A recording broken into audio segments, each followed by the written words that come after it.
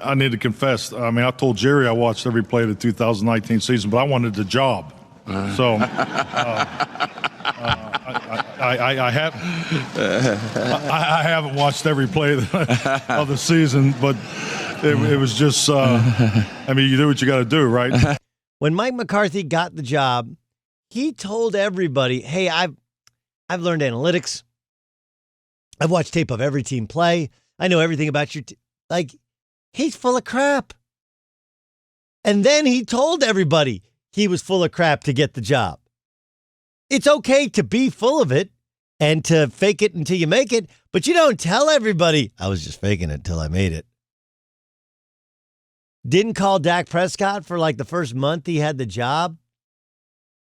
I mean, a total disconnect between how you're supposed to do what you're supposed to do, and not so shockingly, the team won't play for him. Won't play for him. Won't play for each other. It doesn't mean that Mike McCarthy's a bad coach, bad human being. He's a bad fit. It's not just that they won't play hard for him, they won't play hard for each other. There's definitely, a hit that caused a disqualification. But yeah, well, I mean, we speak all the time about playing for one another, protecting one another. It definitely was probably not the response that you would expect. Definitely probably not the response that you'd expect. When I was a freshman at Notre Dame, I had a coach named John McCloud. He's an old school, long-time NBA head coach. And our first exhibition game, we played some German pro team. And we had this gigantic center who wasn't just like 28 years old and kicked our ass. He was mean. Like, dudes were coming across the lane. He was just clubbing them.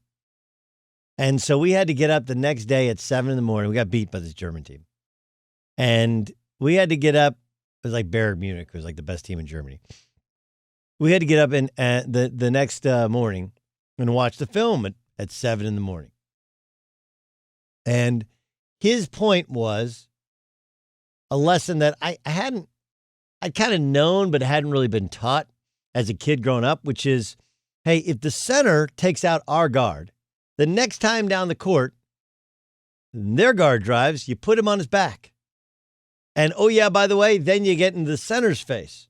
Like that's called protecting your teammate. Like, that's coaching, and that's uniting. And, of course, what inevitably happened, and probably end up happening in the Cowboys practice, is guys start getting a little chippy and dirty with each other because they're tired of looking bad, and they end up fighting with each other. But what a dysfunctional mess. Like, let's look at the things that are going to cause Mike McCarthy to get fired. And some are out of his control. Like, look, now Dalton was out. He didn't have his starting offensive line, and the backup offensive line's not any good. Ezekiel Elliott is not the back that he was previously. I like Amari Cooper, but he's going to be overpaid. He's overpaid. Kind of you go through their guys. Now, it's not Mike McCarthy's fault that their tight end, 4 offensive linemen, and starting quarterback all out a substantial, or for the year, one center retired. But what is his fault is the lack of unity, the lack of desire to play for him or to play for each other. You can screw up assignments. But did you see what happened in the Cardinals game when Russell Wilson threw an interception? It wasn't just that you had a wide receiver chase down a cornerback like a lion chasing down a gazelle. Like, that was some amazing crap that took place, right? That was amazing. It was that desire to pick up for Russell Wilson, who threw a terrible interception, didn't play particularly good. And then the defense ended up getting a stop. Like, that's whether they're playing for Russell, playing for each other, playing for the coach, it doesn't matter. There's an amount of effort there that's missing with the Cowboys.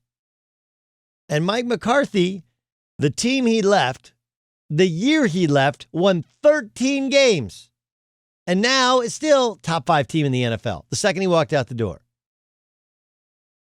And I will grant you that he's dealing with not having his quarterback or his offensive line and several players and tons of injuries.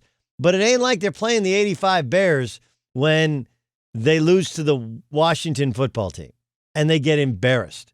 Or the Falcons, who they had to come from so big down. Like, they haven't even played that good a schedule yet. and they're getting humiliated.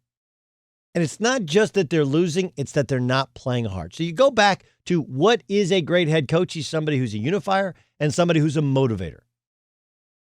And maybe he has a field of expertise of offense or of defense or of special teams like a John Harbaugh, but none of that really matters. What matters is, will those 53 guys play their asses off for you and for each other? And the Cowboys' answer clearly is no. And that play embodies it.